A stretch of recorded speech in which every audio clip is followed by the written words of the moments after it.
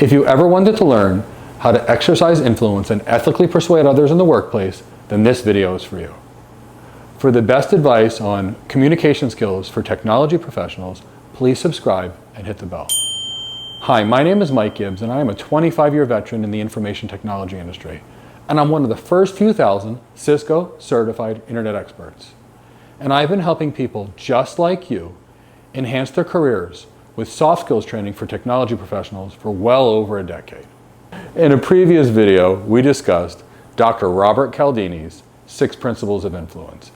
Now, the first principle of exercising influence and ethically persuading others is the principle of reciprocity. Now, the principle of reciprocity states that if you help someone, they're likely to help you. So there's keys to maximize the rule of reciprocity. So let's talk about what those caveats are, those things that matter, so you can maximize the rule of reciprocity.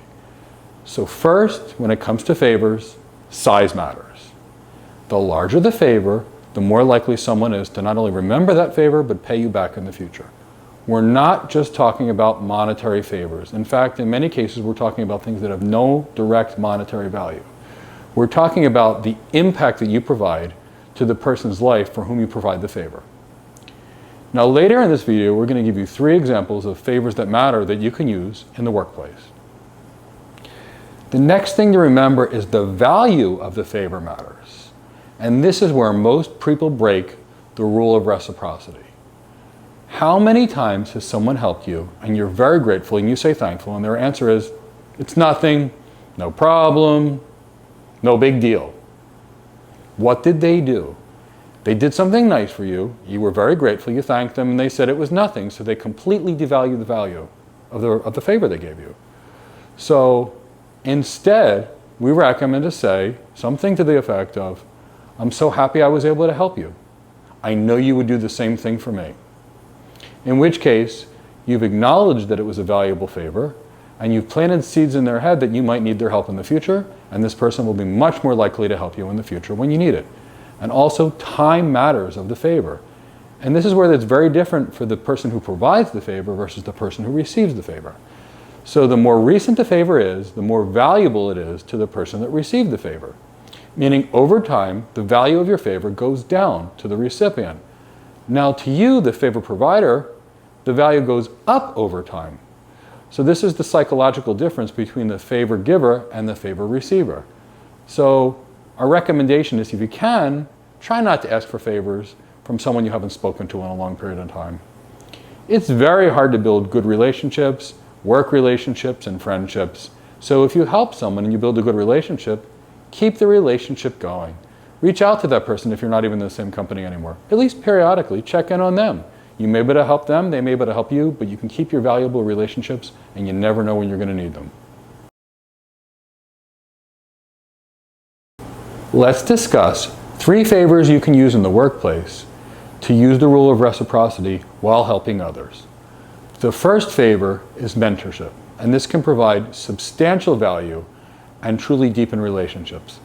The next favor is actually crisis management, and crisis can be your best opportunity to build long-term friendships in the workplace. And the last favor we'll talk about, and it's probably the most common, is actually entertainment. And we're going to discuss all these in more depth now. When we're talking about favors in the workplace, there's probably no greater favor than mentorship.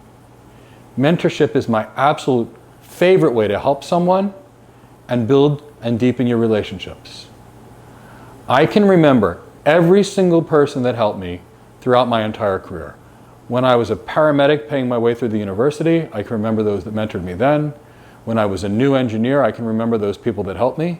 And when I moved into management consulting, I can remember the person that mentored me day in and day out, and I would do anything for her. So when you're mentoring people, think what you're really doing. You're directly impacting their lives, and you're making their life better every day. And when you have truly impacted someone's life, they're not going to forget that. The favor has enormous value to them, and they'll be very likely to help you now or in the future. Crisis management.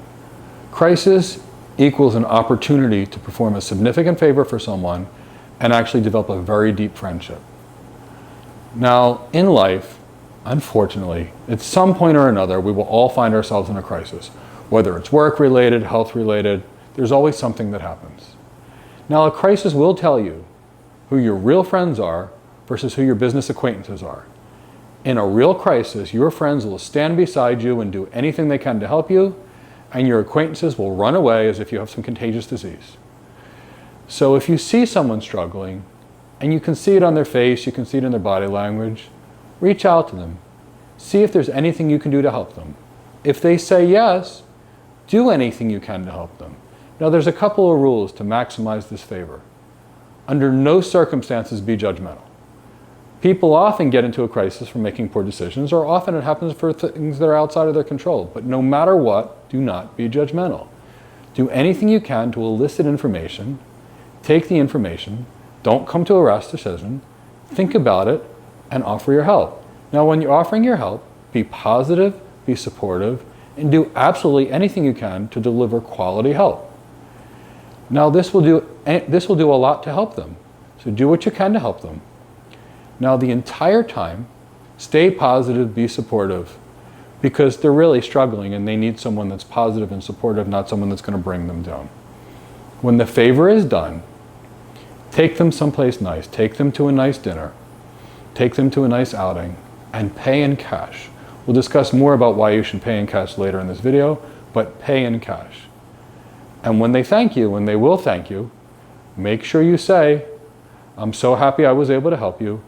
You mean a lot to me, and I know you would do the same for me should the situation be reversed."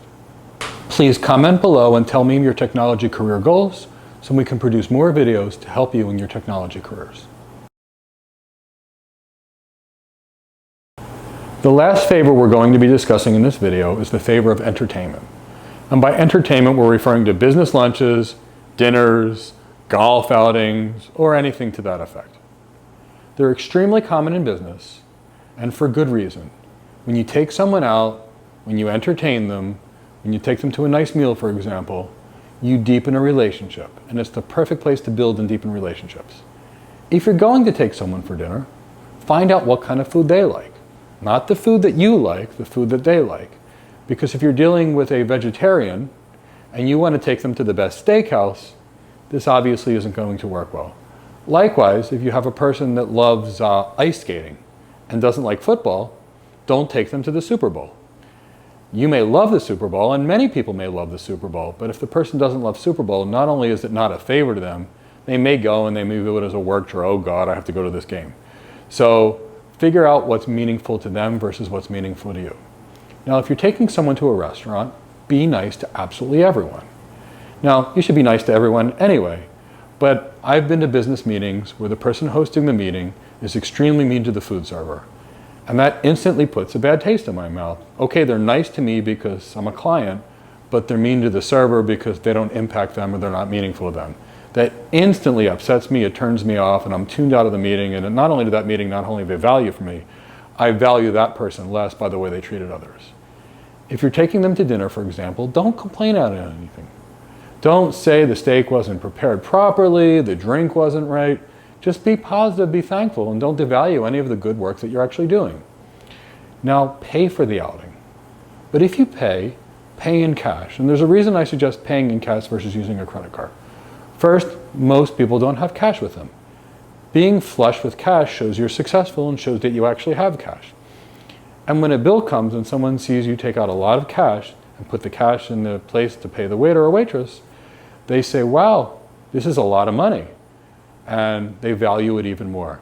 Now, if it's put on a piece of plastic, it loses a lot of its value. But if you pay for it in cash, the person can see the cash, not only as a sign of success for you, but a bigger favor. So whenever you're doing a favor, you want to maximize that value of the favor, and paying cash is a perfect way to do so. Did you know meetings can be a wonderful opportunity to accelerate your career? Please download our free guide on leveraging meetings for career acceleration. If you like this video, please like, comment, and subscribe to my channel. Please share this video to anyone that you think would benefit from this free training. Thank you so much for watching, and I look forward to seeing you in the next video.